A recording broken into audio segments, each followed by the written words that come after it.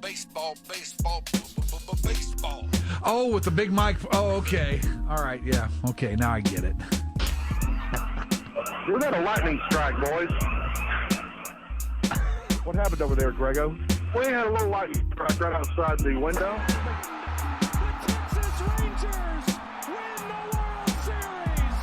All right. Here's a tip for all these Americano League teams. Don't. Wait, you said tip. Yeah, tip. Okay. With a P. Keep jamming. The ticket, colon, nothing but a big Gen X jerk-off sale.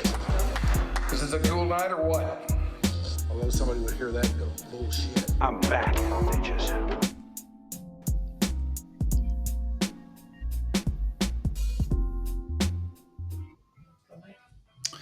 Hello. It is another episode of Your Dark Companion today. And we are glad to have you with us. This is Monday, the 8th of September. How about that? And this, boys and girls, is episode 150 of Your Dark Companion. Wow. Thank you. Thank you. You can count the number of things that I've done 150 times in my life on one hand. But I'm happy that this joins those rather limited ranks. And that has more to do with me and my own lack of an attention span than any other thing, probably. But anyway, we are here today and ready to roll out episode 150 of Little YDC for you. And what we're going to do today, first we're going to say hello to Rob. Hello, Internet. Good to be back with you, sir. Yes, Rob Ervin back with us once again. Mm-hmm. You hear him with Alex.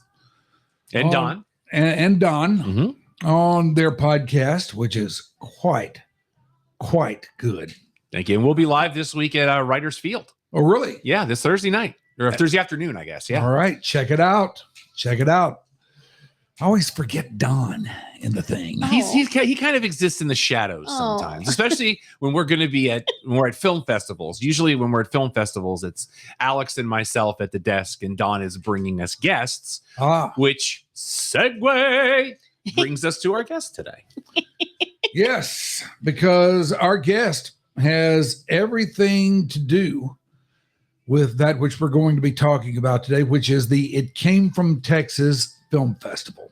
The third. This is the third one. Yes, the third one. Now, we had her on last year in connection with this. And I went down there to take in one of the movies myself because they were happy to be showing one of my favorite films of all time.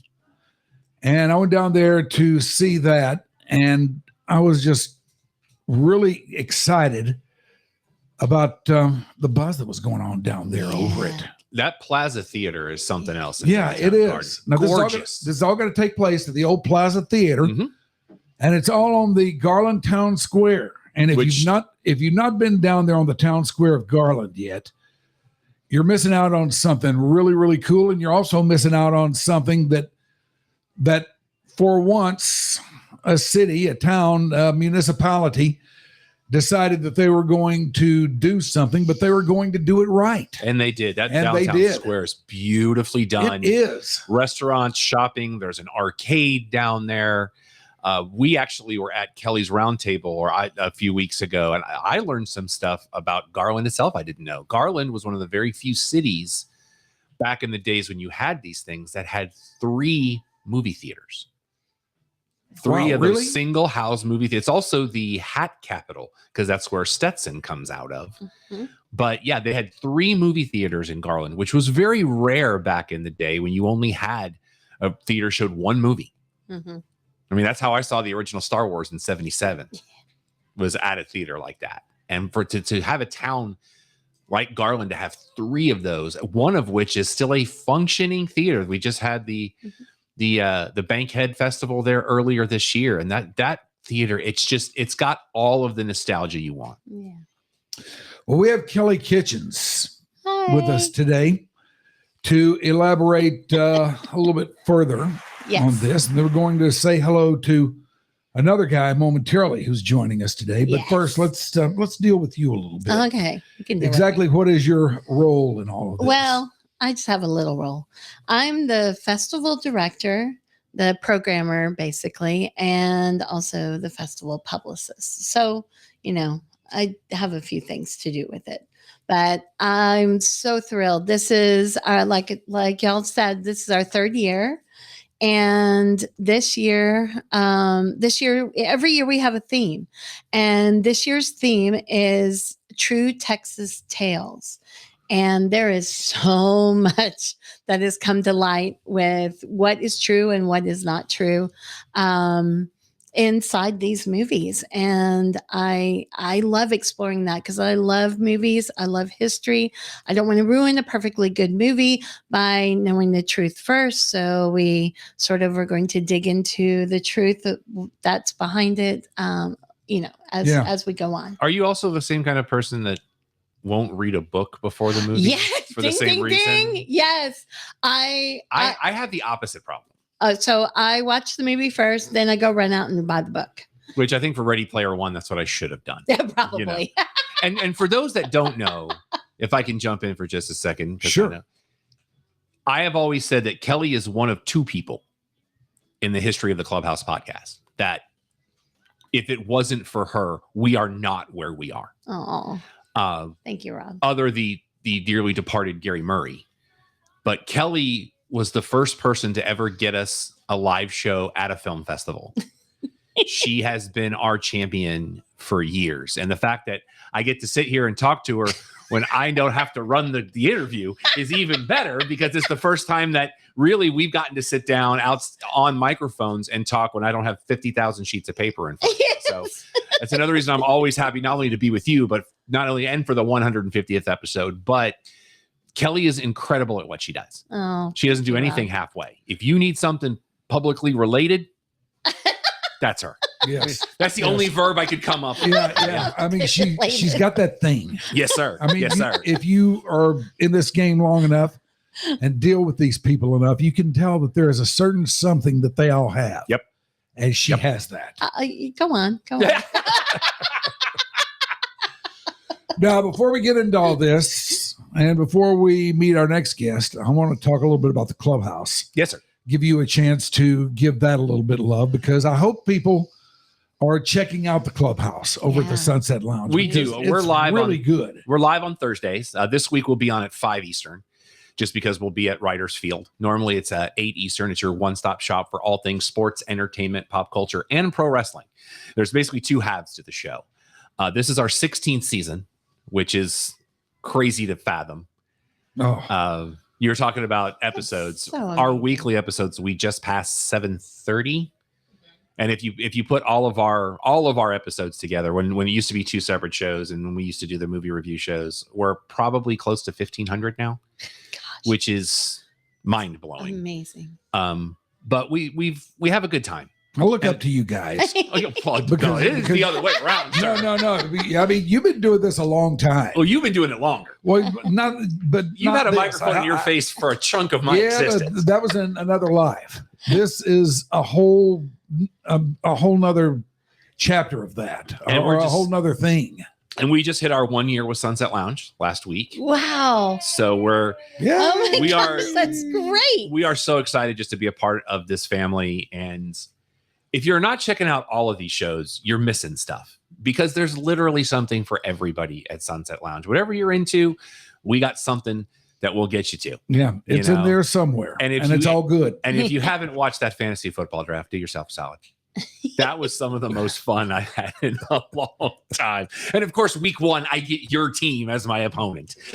I haven't looked at the scores yet. I'm a little nervous, but I appreciate you giving me the chance to plug the show. We're just happy to be in the building, as you know, and to be here with you, as always, is an honor. Your show is very worthwhile. Thank you, sir. That means a lot to us. I really enjoy it.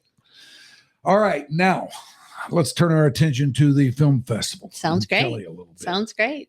We'll get to you in just a second, Farris. I promise.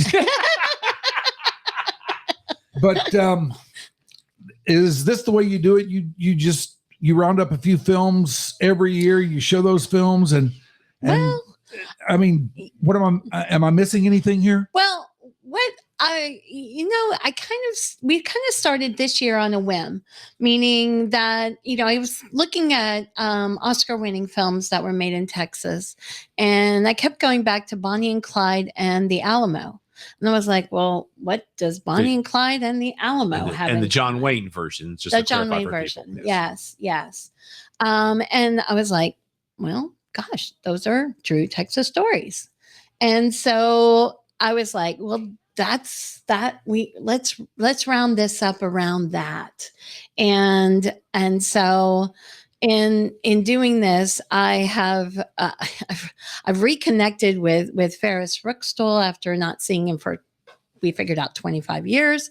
It's a long time, and meeting so many new people. But the whole thing about this particular year is I wanted to bring in historians, authors, family members where we could, and really find out, okay, what is the true story, and that based on a true story. And it looks like you've done that too. Yes. Looks And like then you pulled some. this off, and Farris And- is one of those. Yes. A total of 5 films plus Maki horror this year. Actually 6. Wait. One Maki horror. Okay. Two on Friday. Well, and a double feature on Mhm. Saturday night, and then Bernie on Saturday early afternoon, and then at the Alamo and Viva Max And the Great is- Debaters and the Great Debaters. also Yes, this year. that's the double feature. Yes, with a documentary with it too. So I kind of count that as a feature. All right, now Farris Rookstool joins us. He is one of the, I guess, historians that you were speaking of. Yes. So can I just say Yeah, real quick that Farris and I connected over the JFK segment that we're going to do for the film festival. But then he told me, oh, by the way, I have a connection with Bonnie and Clyde too. And I was like, what? What? It's like, okay. So oh my goodness. So I'll let him talk in a second, but this festival is kind of a full circle for him. So Farris? Now it says you're a retired FBI analyst. Yep. Is that correct? That's correct. So explain your connection to all this. Well, first off, on the Bonnie and Clyde portion, I was 5 years old and watched them film the movie in Dallas in 1966. Mm-hmm. And I had never seen a Hollywood production being filmed before. Growing up in Dallas, it's not like Dallas, all the Hollywood, like State Fair and some of those other movies were not in our neighborhood. Right. But of course, Bonnie and Clyde was urban legend growing up in Northeast Dallas, in Lakewood area. Bonnie and Clyde had come through, and there were places like the Filling Station restaurant in the 70s where they are purported to have stopped for gas. And then there was the Creek Bar up on Greenville, north of Meadow and Greenville, that they were supposedly had stopped to get drinks at one time. But having grown up around Bonnie and Clyde and this kind of urban mythology, when Hollywood came to town, they came in full force. Now, when I say full force, I grew up pretty poor and didn't have air conditioning in our house. We had old school box fans and an open window. Mm-hmm. And so at night, I heard all this machine gun fire. Now, for a kid to hear actual automatic machine gun fire was pretty exciting. So I said to my dad, I said, oh my God, it sounds like machine gun fire. He said, oh yeah, they're filming the movie Bonnie and Clyde. Well, for a child, I wanted to go see it. So we hopped in the car and we drove to the scene where they were filming all these machine gun fire sequences. And I had never seen cameras, lights, the whole clown car of production like I'd seen with Bonnie and Clyde. And then the next day, my mom and we went to the grocery store. And one of the funny things was, when you grow up poor, you never have a full grocery cart. That's something that is, other people had. And so I saw this caravan of carts that looked like circus elephants with the trunks and the tails attached to each other, over expanded, over just like filled to the rim of these grocery carts, all linked together. And I said, "Oh my God, what is that, Mom?" She says, I don't know. And so we asked the clerk. I said, "What is all that?" And they said, "Oh, that's the production group for Bonnie and Clyde. They're getting all the food for the staff and the production team and the crew, the whole bit." And it was like 20 carts. It was just endless supply of that. So when the movie came out in 1967, the first time I'd ever seen the movie, from soup to nuts, from being shot to then seeing it on the big screen, was quite an experience. It was so much of an experience that, it seemed so realistic and so captivating. But at the same time, it wove together more of this kind of this love story between Bonnie and Clyde. And it wasn't so necessarily based and rooted in hard facts and evidence and things like that. Mm-hmm. In 1983, I had been working for UT Southwestern Medical School for 5.5 years as a medical illustrator, medical photographer, and the oil revenues in Texas were in the tank, which is kind of funny when you think back, 41 years or 42 years ago, to think that was a case. But with today's economy, it seems like yesteryear. But what happened was I was back up, having gotten laid off from my job. They laid off our entire department. Was back up at that same grocery store where I had seen Bonnie and Clyde production team. And as I'm driving to the grocery store, having just gotten laid off from my job, this man steps out in front of my car, and I nearly drove over him. Well, he's flipping me the finger and saying, "Hey, asshole, look where you're going." And I'm like, "Oh, I'm terribly sorry." And he's like, "No, no, no." And then I look at him, and he looks at me, and he says, "Farris?" And I said, "Greg?" "Holy shit.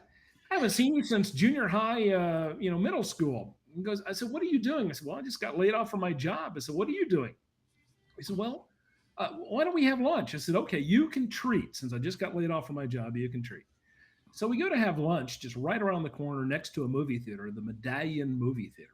Mm-hmm. We went to this little Italian restaurant. We're sitting there. I said, "Greg, you never told me. What are you doing?" He said, "Well," he does the left to right. "Well, I'm working for the FBI." I said, "No shit. Are you kidding me?" "Are you kidding me? You work for the FBI?" I said, "Come on. Let me see some credentials or a badge or something." And he says, "Okay." So he pulls it out. I'm like, crap, he really does work for the FBI. He said, "Well, you ought to apply." And I said, "Well, what's funny? You should say that." I said, "When I was 10 years old, I wrote J. Edgar Hoover a letter asking for wanted posters of Bonnie and Clyde." He goes, "What?" I said, "Yeah, I still have the letter from J. Edgar Hoover."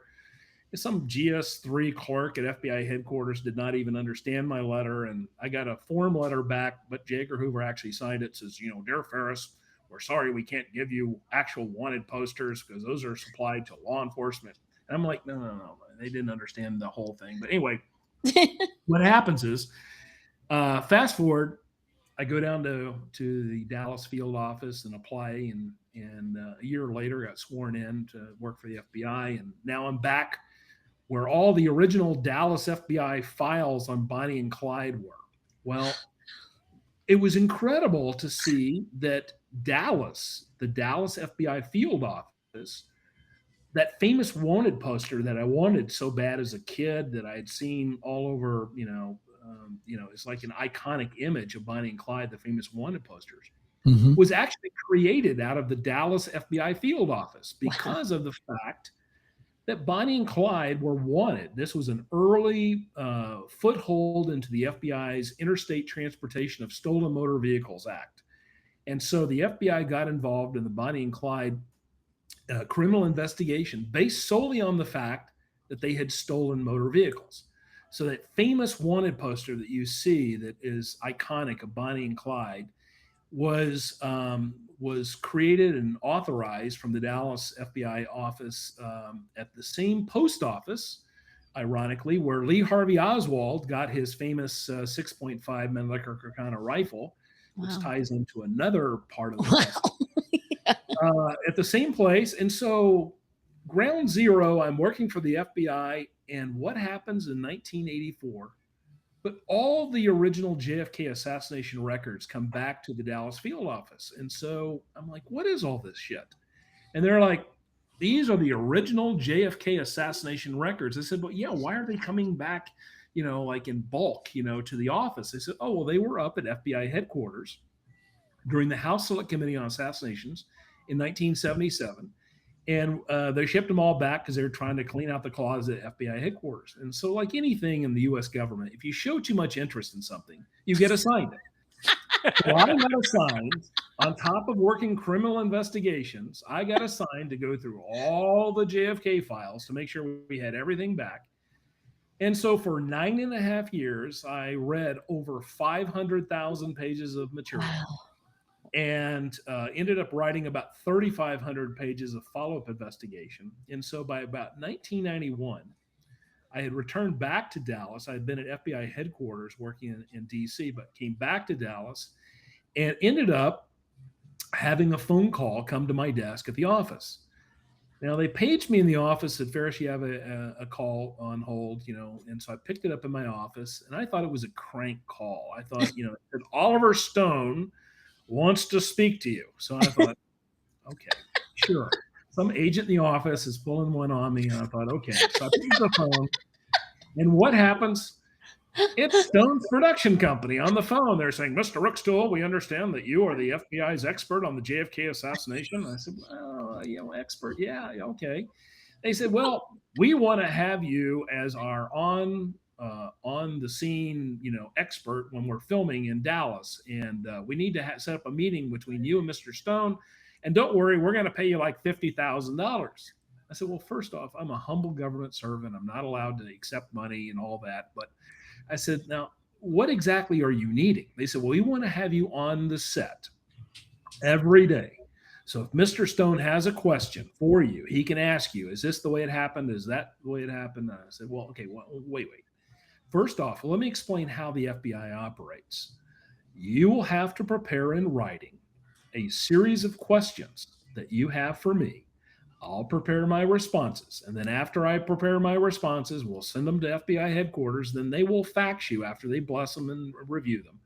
They'll send those back to you. And then that's how it'll work. They said, oh, no, that's not going to work. No. The production staff, we're over here at the Melrose Hotel, and Mr. Stone, he's over at the Stoneleigh. And I tell you what, why don't you come to dinner tonight? So I said, okay, I'll come to dinner.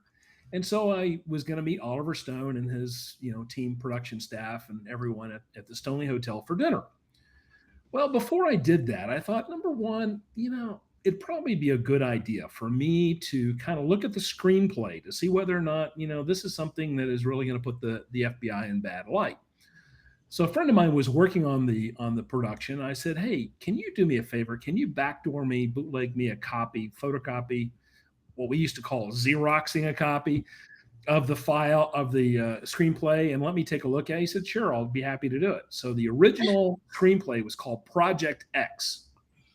Wow. So I got this screenplay called, from Camelot Production, and I read this thing and I said, oh my God, it's worse than I thought. And so I said, shit, okay, this is going to be a very interesting dinner tonight with Mr. Stone. Mm. So I go to meet with Oliver Stone. Now, I will say Oliver Stone has a very apropos name. His last name is Stone, but when he's meeting with me, he's as stoned as you can get.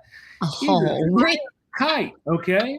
So I'm thinking, this is kind of odd that a man is meeting with someone from the FBI and he's high as a kite.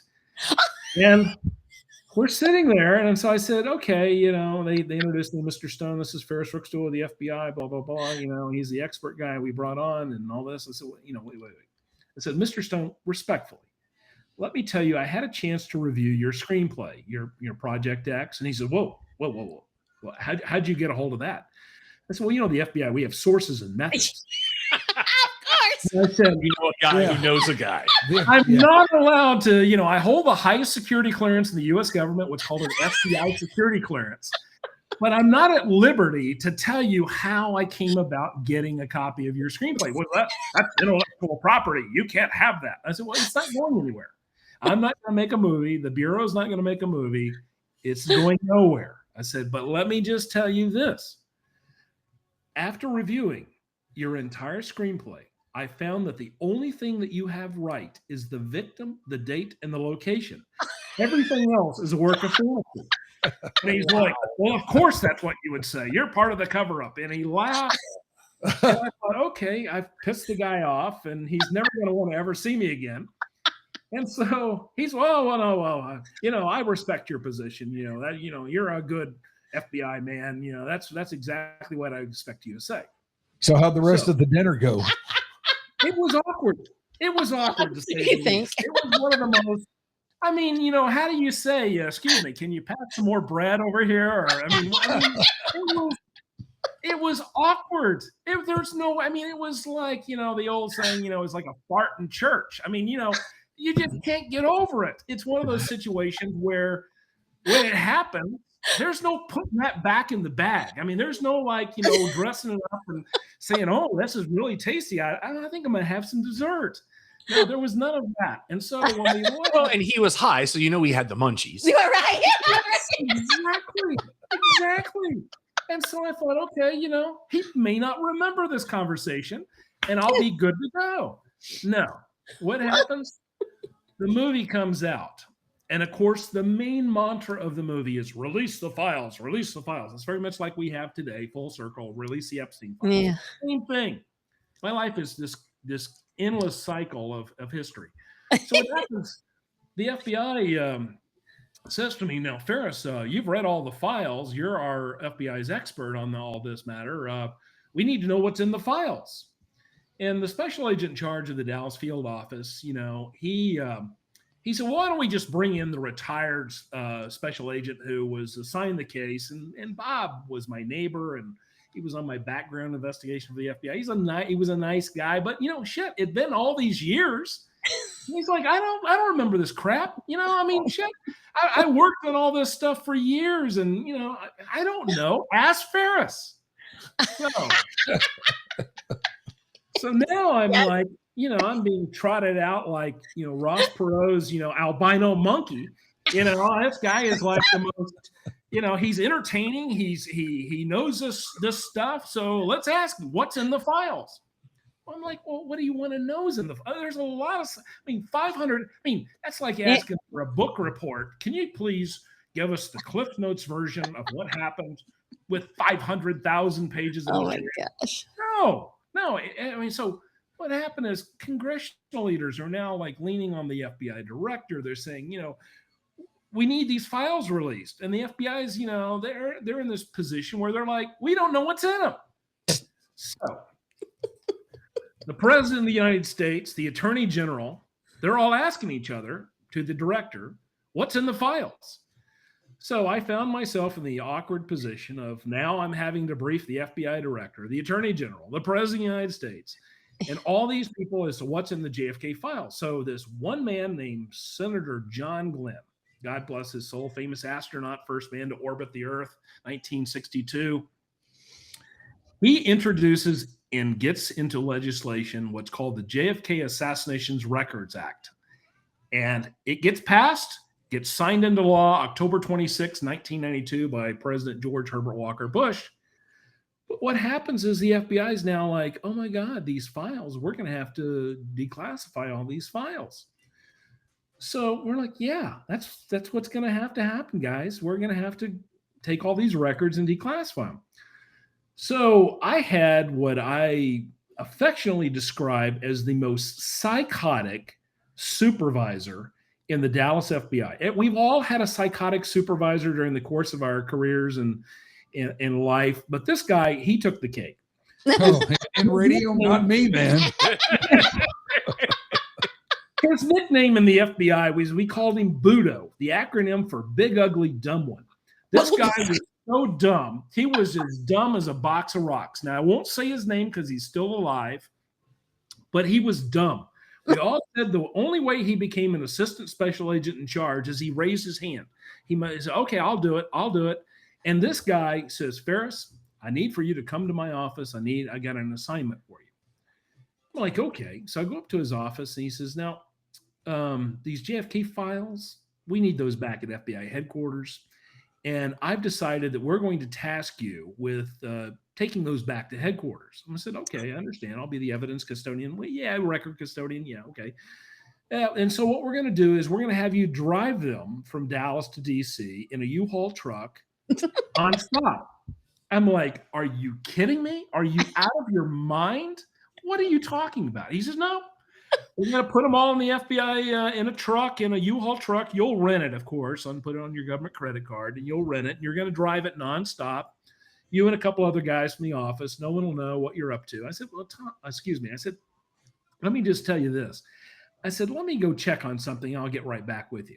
So I go and I go to my office. I call to the aviation unit of the FBI headquarters. And I say, our planes, our bureau planes, where are they right now? And they said, well, one's in Houston, one's in New Orleans, and one in New Orleans is actually refueling heading to Houston. I said, is it possible you could swing by Dallas?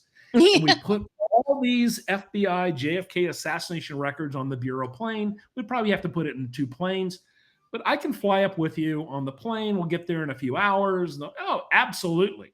So I go back to Budo's office and I tell the big ugly dumb one, I say, hey, boss, I said, I found that we can put these on our FBI planes. They're called, the plane's called Night Stalker. I said, we can put it on Night Stalker and we can have it back in headquarters in roughly 3 hours. He says, no, I've decided you're going to drive the files to DC. So yours truly did the most reckless, irresponsible thing in my FBI career by taking all the 500,000 pages of materials, loaded them up on a U-Haul truck, drove 1,372 miles, 26 hours nonstop in a U-Haul truck across the country, not stopping. And when we finally got to FBI headquarters, of course, I had what I call severe sphincter tightening. I was so puckered up. I was like just completely like terrified because everything was charged out under my name. I said, if the U-Haul truck caught fire, this is the original records. These are not copies. This is it. So I get to FBI headquarters, pull in the basement of the J. Edgar Hoover building and back up the U-Haul truck. All the gnomes, squirrels, and monkeys from the records management unit come out with their carts and all this and go, oh my God, holy crap, this is a lot of stuff. And I said, yeah, you think? And they said, yeah, oh my God, it's going to take us a while to unload this truck. And I said, yeah, well, what? Have fun. I said, I'm going over you right now. So I signed it over to FBI headquarters. Guy said, I'm going to have a photo of this and, transferring these records back to headquarters. And then I get a person that comes up to me who's the unit chief working with the inspector over the records unit. He says, Farris, I have some news for you. And I said, what's that? He says, well, you've been put on what's called TDY, temporary duty assignment, to work on the JFK task force. And I said, what? And they said, yeah, you're going to basically coordinate with the unit up here at headquarters for all these particular records. And so I became the guide to explain to all the clerks and all the support staff and people what is, because, government, I hate to say this. That's why I made a quote in 1993 in San Antonio, Texas, during another famous criminal investigation we had, in which the prosecuting attorney was, the night before we were getting ready to prosecute the closing arguments of the case, he says, let's get everyone together. And I said, okay. And so we got everyone together and it was just he and I. And I said, well, where is everyone? And he said, well, shit, I don't know. Where are all these people? This is the most important case. It's being broadcast on Court TV daily and it's only you and I. What the hell? So finally, I said, Cecil, let me explain something to you. I said, this is like the Kennedy assassination. I said, quote, people are forever saying that President Kennedy was killed as a result of a governmental conspiracy. I said, the truth of the matter is the government's far too inept to have pulled it off, end quotes.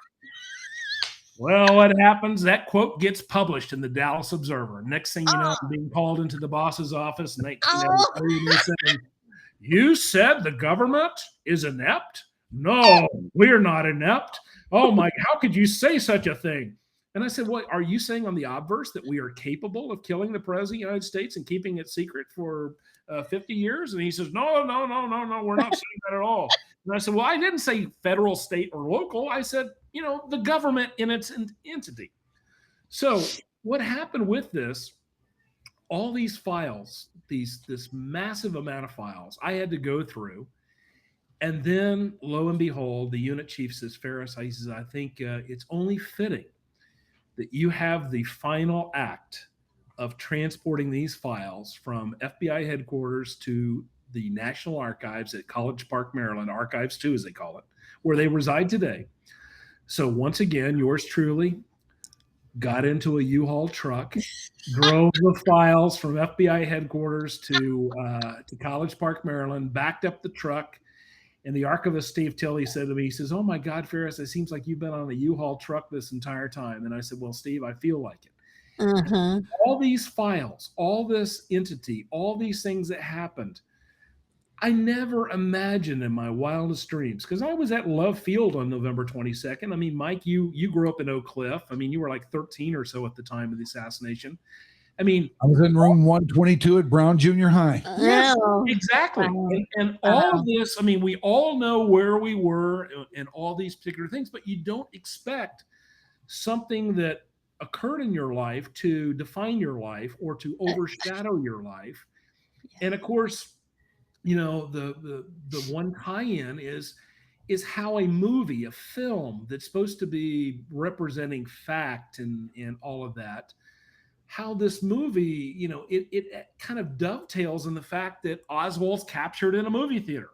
And I mean, every aspect of this from the highs and the lows all has this theatrical, almost grandiose performance that the best writers in Hollywood couldn't create all of this. And when you don't set out to be an expert, I mean, in 81, when I was working at the medical school with all the doctors, I was on the exhumation team assigned to dig up Lee Harvey Oswald in 81. And of course, I was at the site when they actually pulled him up out of the ground. And all these particular things with from Bonnie and Clyde, seeing that as a child, and then working at the field office with all the original records, then having the FBI case being thrust upon me, and it defining me. And then, of course, ending my career with the Bureau, I had done a film for PBS for Frontline called Who Was Lee Harvey Oswald? And WGBH Frontline hired me, and I ended up producing a film, which I won my first Peabody Award for on the Branch Davidian standoff, which I'd worked on in 1993 in Waco. And so all these particular historical endeavors, these events that are monumental. I mean, in Waco, I met Timothy McVeigh, who blew up the Murrah building 2 years later. I met him in Waco, and my life has been like a magical mystery tour. Yes. In the sense that, I mean, you can make this shit up. I mean, this is the kind of stuff that people, I mean, if I didn't have the photographs, they would either say, well, he's really creative.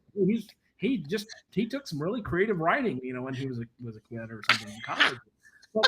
But no, this is my life. And a matter of fact, Winston Groom, who wrote the book Forrest Gump, he wrote, and it's on my website, and people love this quote, and it's an actual quote. He said, Forrest would love Farris. Yes. And that's really kind of how my life has been. I mean, I've gotten to meet all the presidents since Nixon all the way to the current White House. I've gotten to lecture about the JFK assassination all over the world. The Prince of Monaco, I lectured in Monaco, which is not a bad gig to. No. It's not Garland, Texas, but it's certainly memorable. But this is how my life has been. So, I feel like I'm one of these kind of like you wind him up and away he goes. In the sense that. I don't even know how to, when you try to describe to somebody your life, and, when people Google me, that's the fun thing, when people get on Google, they go, who is this guy? and then they read all this stuff. There are pages and pages and pages and pages, and they go to my website, and then you see like somebody in Morocco has been on my website, looking at me. I'm like, who the hell in Morocco gives a shit about me? But I'm blessed, but it's bizarre. But to come back to Garland, not living in the area for this film festival, to see Bonnie Parker's niece and Clyde Barrow's nephew in this, if you thought all that was weird, wait until you find out that during the course of when I was doing DNA testing on Bonnie Parker's glasses that were getting ready to go up for auction, and we're trying to find all the nearest relatives and all this kind of stuff. We do all this genealogy stuff to find living relatives, and shit, lo and behold, guess who is related to Bonnie and Clyde? Yours truly. That's my cousin. Okay, so he's Kevin Baconing this entire film festival. This is fantastic. I know. So for me, I chuckle. I told know. Kelly this. I said, what's weird is I'm coming to a film festival as an Academy Award nominated filmmaker and expert historian and all this, but I'm also coming as a family member. This is what's weird for me. This is the first time, and I haven't even shared this with Kelly. This is first for you, Mike. This is the first time I'm seeing this movie in the theater since 1967. What? Yeah, first time. Oh. And secondly, the first time I'm seeing it with my family members, with Ray Linder and Buddy Barrow. Think about it. When you go to the movies, there's always this kind of distant relationship between you're the audience member looking on the video. For me, what's weird is this is not just abstract people on a screen. This is a story about family members that I'm related to and people that I know, the living heirs. And to think I'm seeing this for the first time since 1967 in a movie theater. Wow. It's gonna be surreal. It's gonna be really surreal. And then Saturday I talk about the JFK files and the JFK video and all that with SMU, because I left out in this long-winded spiel is I always say this could work in radio and in live stream, but I always say if people get what I call MIGO. No, it could work in radio, believe me. Live stream, yes. Radio, no. Radio, no. So what happens is, like with the film footage, yours truly, long before the 6th floor museum at Dealey Plaza was in existence, I was asked to be the principal historian for the planning of the museum, and I went around to all the TV and radio stations and newspapers and asked them to pledge preserving all the original film footage for the JFK assassination. And thank you so much for that. All of that has now ended up in the SMU film library in their cold storage vault.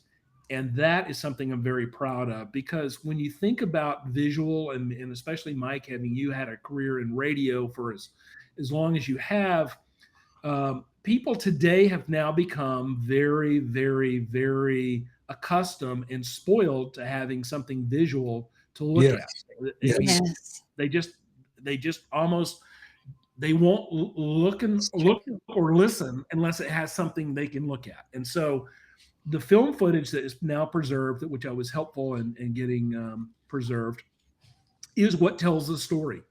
And it's amazing how in a society when roughly 96% to 98%, believe it or not, you're the old gray wolf, but I'm telling you, we're right up there ourselves, in the sense that about 96 to 98% of the entire world population was not even alive in 1963. And so when you think about that, you think, wow, shit, we're old. But you stop and think about how quickly we move on. We move on. September 11th, it's 24 years ago. We just celebrated Princess Diana's, anniversary and all this. You blink your eyes, you have a generation. Now we're in grandpa's years. In the sense that coming to see this film festival with actual living people that are related to Bonnie and Clyde Yeah. is going to be a rarity, because Raylene is, I mean, I hate to give her age on radio, but in a podcast and in live stream, is that, you know, Ray Linder's 91, you know, so, you know, she's up in her years, Buddy's up in his years. And so to come to a film festival, you can actually see the film, ask questions, see the living people that are related to all this, and hear our stories, is going to be one of the most unique things that anyone can come to, because there's going to be a point in time where we won't be around to ask questions or to share the stories and this. And so that's why I think this is going to be a very special festival, especially that Kelly has organized. And I'm very excited to come back to be a part of. Well, I think that something we mentioned too is that you got the Bonnie and Clyde thing on Friday night, but on Saturday afternoon at 3:00, which was kind of how we brought everything in. Some of that footage from the JFK will be part of a documentary and a panel discussion. Yes.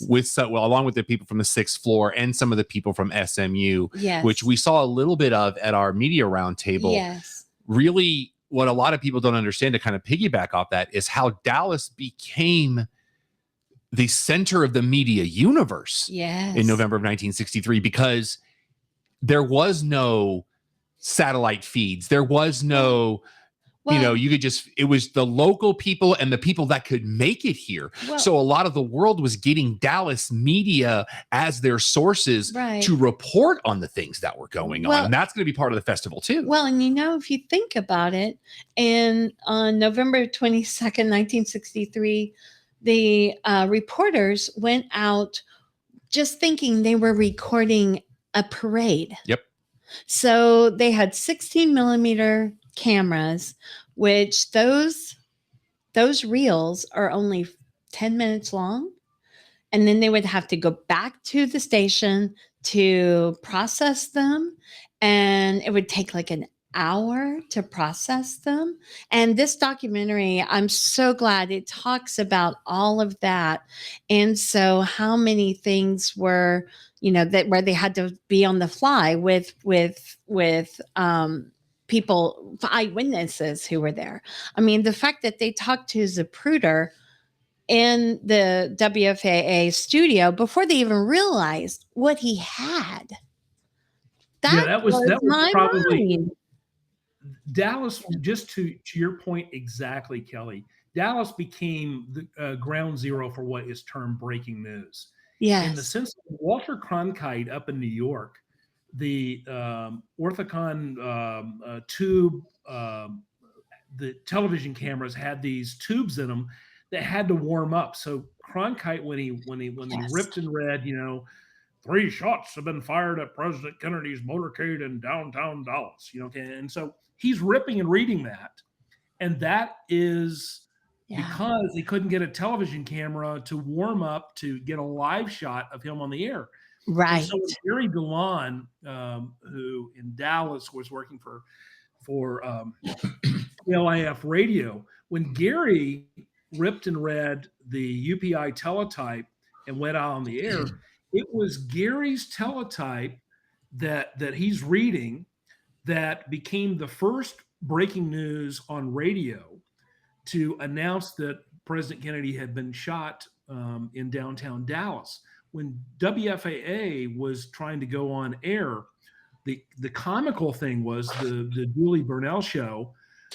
She was doing this show, and they literally had the news director who was down with Mr. Peppermint, Jerry Haynes, and they had to sprint run, and Jerry was very thin and lean, and the news director was a little calorically challenged, and they're going back to the station to try to get on air. And then there was this man who is the unsung hero of WFAA, this man named Bob Turner, who's a news director, who had purchased all this videotape and had this, because 1-inch videotape was extremely, it was a brand new item. And so Bob purchased all this bulk 1-inch tape. And that's when they say, Bobby, on the live shot, they say, Bobby, are you rolling? Are you taping? And he's like, yes, I am. They're telling him, on air that they're taping. All this material, these archival like images that we take for granted now could have been scrapped, could have been thrown away. Like Zapruder, when Zapruder first went to the Dallas Morning News, and the Dallas Morning News had the ability to process 16 millimeter black and white, but not color. So they went sent them next door. It had some stooge said, "Oh yeah, we can process it," and not really looked at it, thinking it's black and white, a 16 millimeter. They could have ruined the entire Zapruder film, which sold for roughly $13 million. Wow. Later. But, and it was because Bert Shipp at Channel 8, WFAA, said, wait, no, we can't process this film here.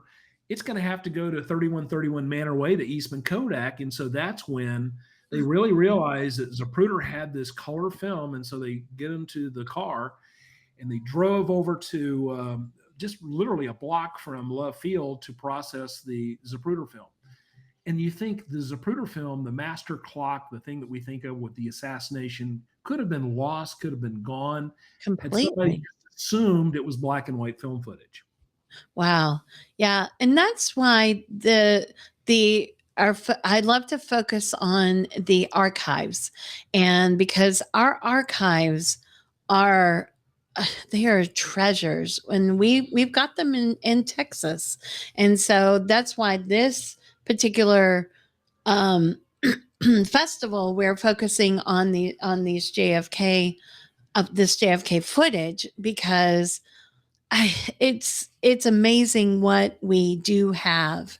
And I'm just really passionate about that. That's one of the neat things is the outtakes of the footage, the stuff that maybe is a pan shot with a camera, is one of the things that established Jack Ruby being there for the midnight press conference on Friday. It's only because they did a pan shot with the cameras that you have this, what most people would see as scrap footage or stuff that would have gone in the heap and be done with. But we actually were able to place Jack Ruby there on the midnight Friday press conference, and showing that, he could have shot Lee Harvey Oswald on Friday had he wanted to, because he was very close by, even asking questions, passing out his business cards, and trying to get people to come over to his club. But it's some of those things that you see, and then you understand through the archival footage the mechanics of what did it take for these cameras and for this story to go on air.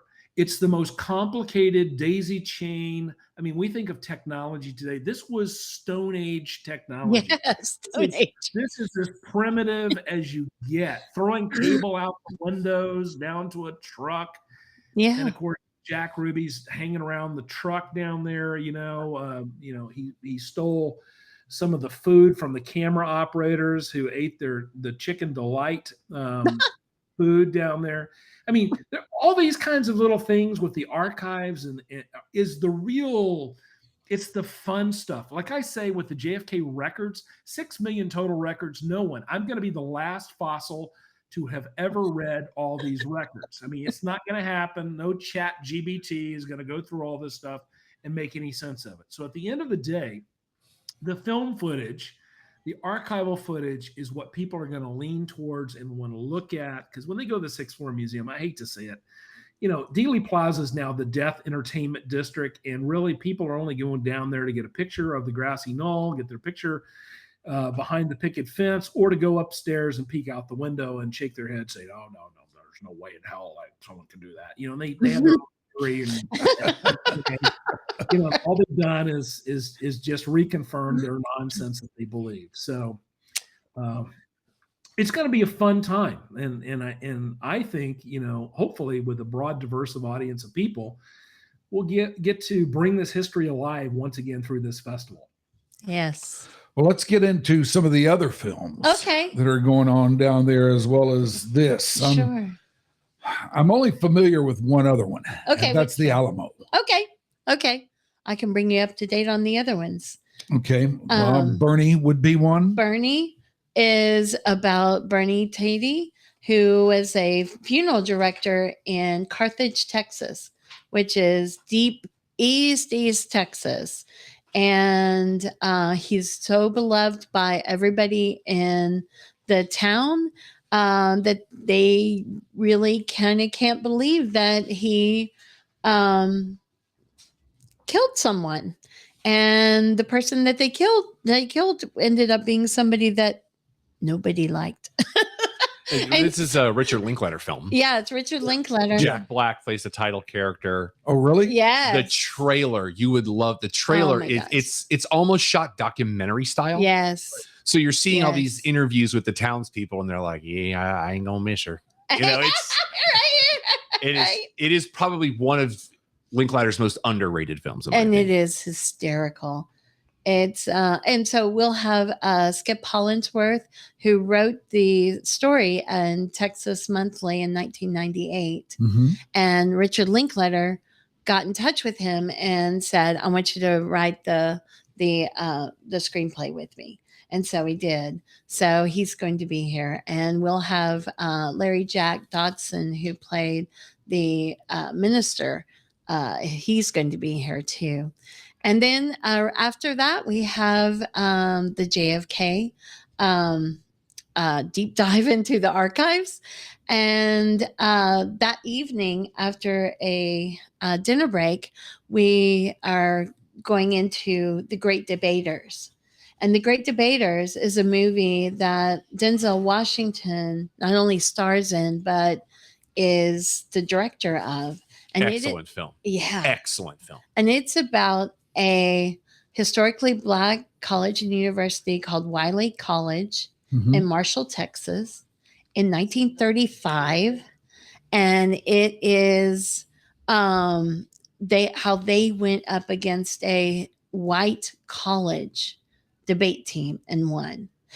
But the film brings in a Hollywoodized version of it. And so we have the coach, the debate coach from Wiley University, which is what it's called now, is going to come in, and we're showing a documentary called The Real Great Debaters, which is about that team and going up against a historically white college. And so they'll tell the true story of what that is. And then there's the Alamo. Yes, that's on Sunday. So Sunday is our Alamo Day. And I'm so excited because Anita LaCava Swift will be with us. And Anita is John Wayne's oldest granddaughter. And she is actually a toddler in the Alamo. So she is going to be here. And this is if I remember right, this is a more pure cut of it than most people have seen. Well, okay, so there are two versions. There's this version, which is 2 hours and 42 minutes with an intermission in there. And then there's the roadshow version. And the roadshow version is a longer version. I want to say 30, 40 minutes longer, but it is not in good shape right now. So it's the purest you're going to get. Yeah, it's the purest we're going to get. Mm-hmm. And I'm so grateful that Dev Shapiro is talked directly to Warner Brothers, and they are getting that for us. And again, star and director, the same person. Yes, Great Debaters and the Alamo, because Wayne directed this as well. Absolutely. And about the Alamo, with John Wayne started working on getting the Alamo made in 1945, 14 years before it was made. And I just think that is extraordinary. I mean, he was so determined. And so we have Jack Edmondson, who is a historian in the Fort Worth Stockyards, and but he's also a historian of the Alamo. And Frank Thompson, and he will be there. Oh, he's not going to be with us. Yeah, okay. Frank can't be here. Oh, I'm sorry. I'm sorry to hear that. Yeah, no, me too. And then closing the festival. Oh. Okay, so let me throw this in because we have established that Garland really leans in on its quirky and campy side. And so, so we have Maki Horror Picture Show, which is on Friday night. That's campy. And Bernie, which is quirky. And then the campy and quirky side of ending the festival is going to be Viva Max.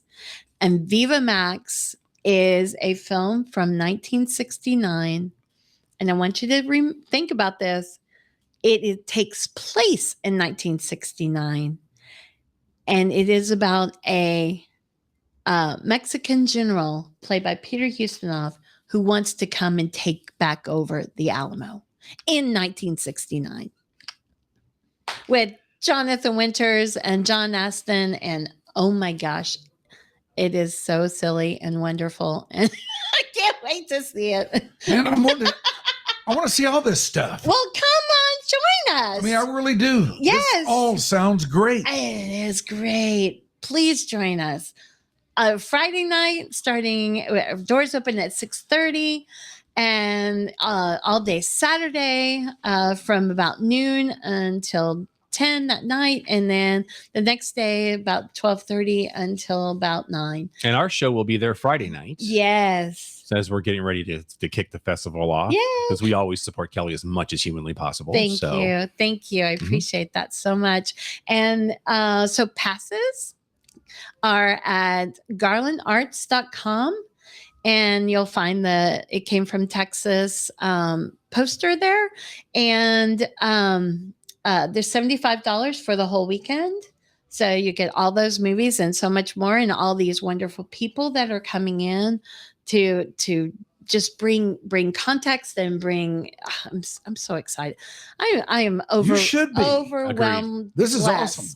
Thank you, Mike. I want to come see all this stuff. Okay, well, I'll join you. We'll be there. Yeah, but you got to be there. I don't. I want to. Well, I plan it that way. I always plan films I want to see. Well, you're the federal director, and you kind of get the choice of the movies you show. Like, there's perks. How did that get? How'd that get in there? Oh, Kelly, she's the one that. And you get all this, and you get old downtown Garland and all that they've done down there too. Yes. I mean, if you're looking for a good time, you can't miss with this. Some great barbecue down there that I've had. Yeah. Big fan. Yeah. Yes. Oh, thank you so much. Yeah. Downtown Garland. I mean, there's a wonderful vinyl record store now. Yeah. There are restaurants. I mean, Intrinsic and Dos Banderas. Yes, there's stuff. There's stuff that you will amazing. actually want to do. You probably know that if you've been down there, but if you haven't, you owe it to yourself, man. That's all I can tell you. You owe it to yourself. You got to do it. Well, thank you, Kelly, as always, for being on Little YDC. Yeah, thank you. We appreciate it. Those of us who are doing the very best we possibly can with all we have to work with. Farris, thank you, but I got one more question for you. Sure. Did Oswald act alone? Yes, he did. Wow. There it is. No hesitation. I'll tell you something to that point, Mike. When I was at Restland Cemetery finalizing my late mom's funeral arrangements, after I'd signed away all the paperwork and all this, the funeral director says to me, he says, "Farris, there's one last thing I need to ask you." And I said, what? We've covered everything. Yeah, pre-planned funeral needs, the everything. What? He says, "I just need to ask you one question." I said, "Okay, what's that?" He said, "Did Lee Harvey Oswald kill President Kennedy?" This is at the funeral home. So it's the universal question I get asked by everyone all over the world. I'm sure. And, at the end of the day, I believe without any reservation, Oswald fired all 3 shots from the southeast corner of the Texas School Book Depository. There were no other shots fired from any grassy knolls or any other direction. And I believe, there were some screw-ups by the U.S. government, as there always is. But I can say without any reservation, I've read all the files.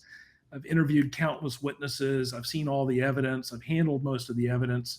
I can say that Oswald was the sole assassin who killed JFK. Wow. All right. There you have it. There you have it. There you have it. Right here on Little YDC. Final authority. That's it. The highest authority. That's right. That's right. Thank you, Farris. You're welcome. Yes. Thank you for being with us today, Farris. Thank you for being with us today, Kelly. Thank you. And one bonus, I just got these posters that have Farris on them that we're going to have Farris and Raylene Linder and Buddy Barrow sign for you at the festival. Excellent. Excellent. I'm so excited. All the more reason. I mean, what film festival do you go to where you come away from it with a souvenir like that? I know, right? Oh, thank you, Rob. Thank you, sir. Ashley. Thank you to everybody. Thank you. This has been Little Your Dark Companion. Now, you know what we would like for you to do. You can find us on Spotify. You can find us, I don't know, wherever you get your podcasts. It's what they say these days. What we need you to do is like us, share us, get us out there, because that does more than anything for those of us who swim in the waters of the podcast. Yeah. And if you'd like to write a review about us, do that too. Whatever it takes, whatever you can give us, we appreciate it. Thank you for watching all this today. Thank you, Ashley. You are wonderful as always. All right. Till next time. Bye. Nobody would have thought that I would be the one. Rhyner, sports talk. Baseball, baseball, baseball. Nobody.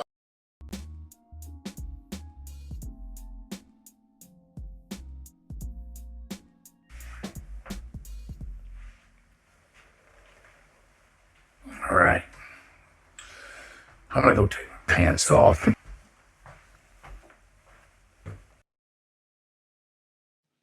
Your Dark Companion is a Stolen Water Media presentation.